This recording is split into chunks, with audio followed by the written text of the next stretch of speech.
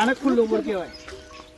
ખુલ્લા બોરમાં શું થાય, કોઈ પણ નાનું બાળક અંદર જાય પડી જાય તો સીધું અંદર જતું રહે અને પછી રેસ્ક્યુ કરીને કાઢવું પડે અને જીવ ના જીવ.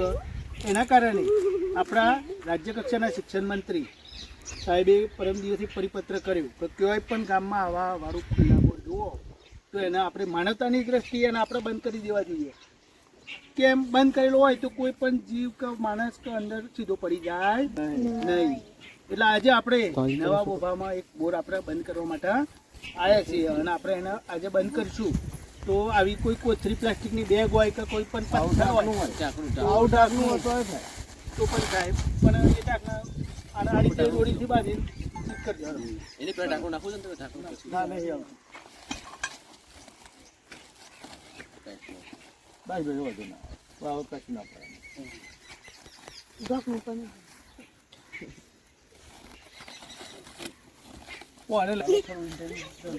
જો ભાઈ બાળકો જોયું તમે ખુલ્લો જે બોર્ડ છે આપણો ભાઈ બરાબર, આમાં નાનું બાળક ધમધમતે પડી જાય છે. આપણે એવા ઘણા કિસ્સા બને ગુજરાતમાં ભારતમાં બરાબર. તો પછી શું થાય છે, તો જીવનું જોખમ છે, માંડ નીકળે છે યાર, ઉપર બાળક મરી પણ જાય છે બરાબર. તો આજે તમને આ નવા બોગામાં શિક્ષકોએ શીખવાડ્યું તો આવું ધ્યાન રાખવું.